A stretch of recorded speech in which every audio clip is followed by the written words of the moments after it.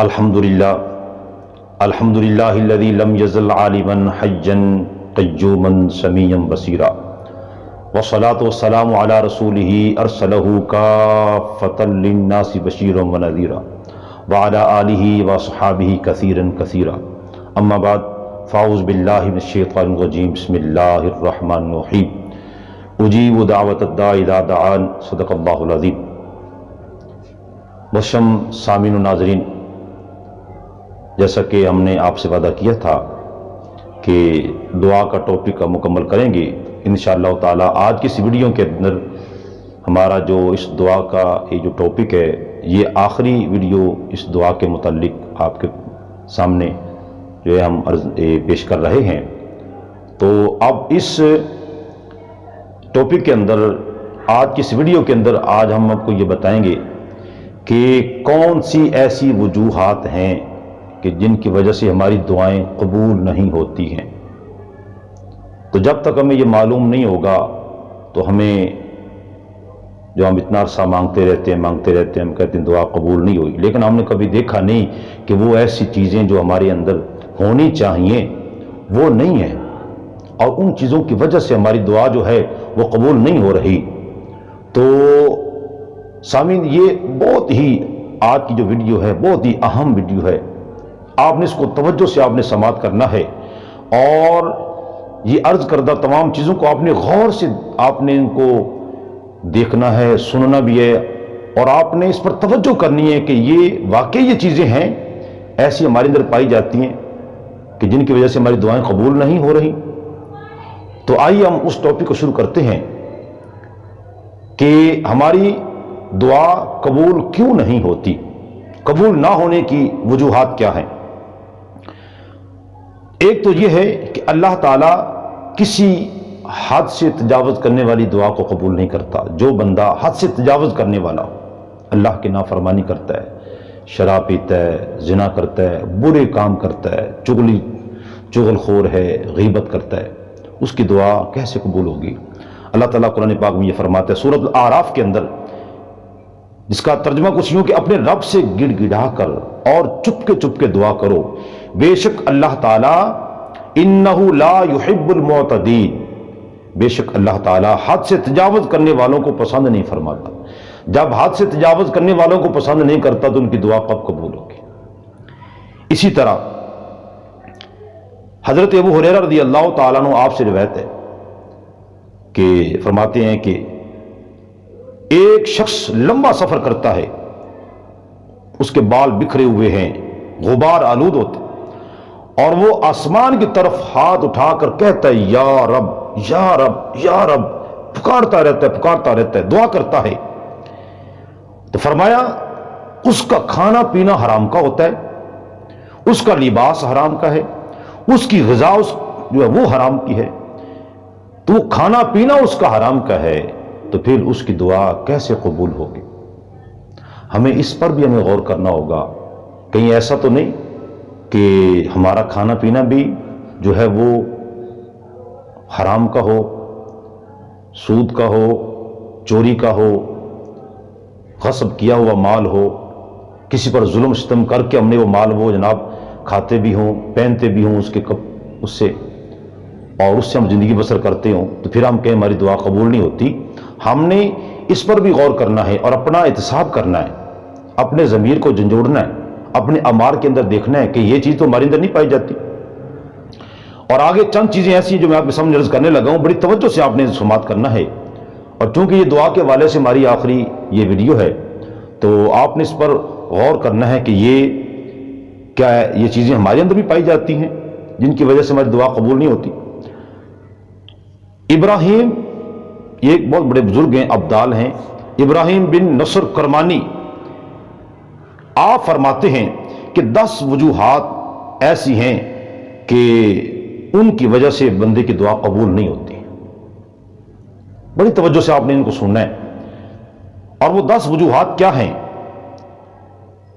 کہ اللہ کا، نمبر 1، اللہ کا ہم اقرار تو کرتے ہیں لیکن اس کا حکم نہیں مانتے۔ تو یہ ہم نے چیز دیکھنی ہے کہ کہیں ایسا تو نہیں کہ ہم بھی اس کیٹیگری میں ہوں اللہ کو الحمدللہ ہم تمام مسلمان اللہ تعالیٰ کو مانتے ہیں، لیکن اس کا حکم، حضور فرماتے ہیں اس کا حکم نہیں مانتے۔ اور دوسری چیز یہ کہ رسول اللہ صلی اللہ تعالی علیہ وسلم سے آپ محبت کا دعویٰ کرتے ہیں، محبت کرتے ہیں، لیکن آپ کی سنت کی اتباع نہیں کرتے۔ اور یہ واقعی بہت بڑی چیز ہے کہ دعا کی قبولیت میں یہ ایک رکاوٹ ہے کہ ہم رسول اللہ صلی اللہ علیہ وسلم سے صرف محض ایسے محبت کا دعویٰ یہ ہے، ہم آپ صلی اللہ علیہ وسلم کی سنت پر عمل نہیں کرتے، ایک یہ چیز۔ اور تیسری چیز یہ کہ قرآن مجید ہم پڑھتے ہیں لیکن اس پر عمل نہیں کرتے۔ اللہ اکبر، یہ ہمیں سے ہر کوئی جانتا ہے کہ ہم کس قدر قرآن پڑھتے ہیں اور اس پر عمل کرتے ہیں یا نہیں کرتے۔ دعا کے قبول نہ ہونے کی ایک وجہ یہ ہے۔ اور نمبر 4 یہ کہ ہم جنت کو پسند تو کرتے ہیں لیکن جنت کے راستے پر ہم نہیں چلتے، اس راستے کو چھوڑ کے بیٹھے ہیں۔ اور 5ویں چیز یہ ہے کہ ہم جہنم کو ناپسند کرتے ہیں لیکن پھر بھی اسی راستے پر چل رہے ہیں جو راستہ جہنم کو جاتا ہے۔ اور نمبر 6 یہ ہے کہ ہم شیطان کو، ابلیس کو اپنا دشمن کہتے ہیں۔ کئی دفعہ ایسا ہوتا ہم بیٹھے ہم یہ کہتے ہیں جناب شیطان بڑا دشمن ہے، ہم سب کا دشمن ہے، وہ مسلمانوں کے ایمان کا دشمن ہے، ہر چیز کا دشمن ہے، ہم کہتے ہیں لیکن پھر بھی اسی کی موافقت کرتے ہیں، اسی کے راستے پر چلتے ہیں، اسی کا کہنا مانتے ہیں۔ اور نمبر 7 یہ کہ ہم لوگوں کو دفن کرتے ہیں، لوگوں کو ہم دفن کرتے ہیں، اپنے ماں باپ جو فوت ہو جاتے ہیں، کسی کے بہن بھائی رشتہ دار دوست احباب جب فوت ہوتے ہیں تو ہم ان کو دفن کرتے ہیں قبریں کھود کر، لیکن ہم اپنی موت کو بھول جاتے ہیں۔ ہم یہ نہیں دیکھتے کہ ہمیں بھی موت آنی ہے، ہم اپنے آپ کو سدھار لیں، اپنے اعمال کو ٹھیک کر لیں۔ اور پھر 8ویں چیز یہ ہے کہ اپنے بھائیوں کے عیب تلاش کرتے ہیں۔ اللہ اکبر، یہ بھی چیز ہمارے اندر بڑی کثرت سے پائی جاتی ہے، اپنے بھائیوں کے، دوسرے مسلمانوں کے ہم عیب تلاش کرتے ہیں لیکن ہم اپنے عیبوں کو نہیں دیکھتے۔ ہمارے اندر کیسے کیسے بڑے بڑے عیب پائے جاتے ہیں۔ اور اس کے بعد نمبر 9 یہ ہے کہ ہم مال جمع کرتے ہیں، مال جمع کرتے ہیں لیکن حساب کے دن کو یاد نہیں رکھتے۔ مال جمع کرنا یہ کوئی منع نہیں ہے، لیکن جب اس سے حقوق اللہ ادا کر دیے جائیں، حقوق العباد ادا کر دیے جائیں تو پھر ایسا مال وہ باعث ہلاکت نہیں ہوتا۔ لیکن اکثر ہم جو ہے مال جمع تو کرتے ہیں لیکن ہمیں یہ بھی خیال ہو جو بندہ حقوق اللہ حقوق العباد ادا کرتا ہے وہ کیوں کرتا ہے؟ آخرت کے خوف سے کرتا ہے کہ آخرت میں میری پکڑ نہ ہو جائے۔ لیکن اکثر ہم جب اس پر غور نہیں کرتے تو مال جمع کرتے رہتے ہیں لیکن ہم اپنی آخرت کو اور پھر حساب کے دن کو کس کا ہم نے آگے جا کے حساب بھی دینا جو ہم جمع کر رہے ہیں۔ اور 10ویں اور آخری جو چیز ہے وہ یہ ہے کہ ہم قبریں کھودتے ہیں پھر بھی عالی شان محلات بناتے ہیں۔ حالانکہ یہ محلات بنانا، اچھے اچھے گھر بنانا یہ کوئی منع نہیں ہے، لیکن اس سے پہلے ابھی مکان بنا جو رہے ہیں، اب یہ ہمیں بنتا ہوا پورا دیکھنا نصیب ہوگا بھی کہ نہیں، اس میں رہنا نصیب ہوگا بھی کہ نہیں، یہ ہمیں کوئی یقین نہیں ہے۔ لیکن موت وہ یقینی چیز ہے، ہمیں معلوم یہ ہونا چاہیے کہ ہم نے پھر مرنے کے بعد قبر میں بھی جانا ہے۔ جب ہم دنیا کے لیے اتنی جناب یہ محلات اچھے بنا کے، مکانات بنا کے بڑھیا خوبصورتی کرتے ہیں تو ہماری قبر بھی خوبصورت ہونی چاہیے، وہ بھی روشن ہونی چاہیے۔ تو سامعین، یہ 10 چیزیں جو میں نے آپ کے سامنے عرض کی ہیں، تو یقیناً ہم ان کو توجہ سے ہم سنیں گے، توجہ سے ہم اس کو سمجھیں گے، غور کریں گے کہ یہ کہیں ایسا تو نہیں ہے کہ یہ 10 وجوہات ان میں سے کون کون سی وجہ ہمارے اندر پائی جاتی ہے اس کو ہم چھوڑ دیں۔ اگر 2 ہیں، 3 ہیں، 4 ہیں، 5 ہیں، جتنے بھی ہیں، ہم انشاءاللہ تعالی اس کو ہم اگر چھوڑنے کا ارادہ کر دیتے ہیں اور جو ان چیزوں کے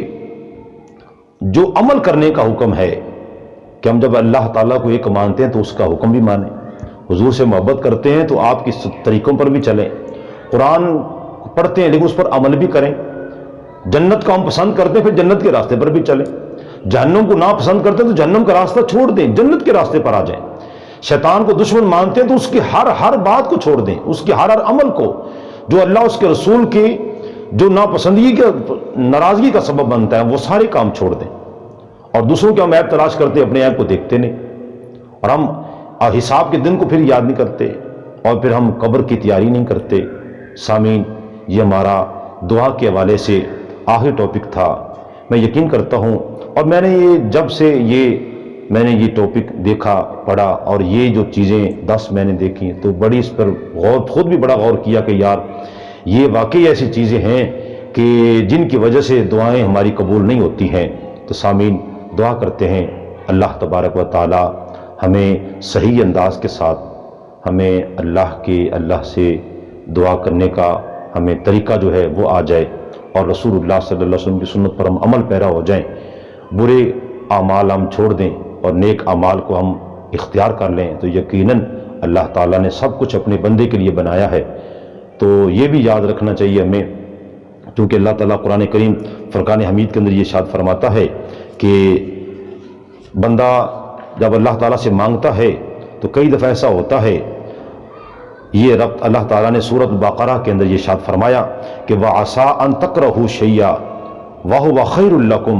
وَعَسَىٰ أَن تُحِبُّوا شَيْئًا وَهُوَ خَيْرٌ لَكُمْ وَاللَّهُ يَعْلَمُ وَأَنتُمْ لَا تَعْلَمُونَ۔ فرمایا ہو سکتا ہے کہ کسی چیز کو تم برا سمجھو اور وہ تمہارے حق میں بہتر ہو، اور ہو سکتا ہے کہ تم کسی چیز کو پسند کرو اور وہ تمہارے لیے تمہارے حق میں بری ہو، اور اللہ تعالیٰ جانتا ہے اور تم نہیں جانتے۔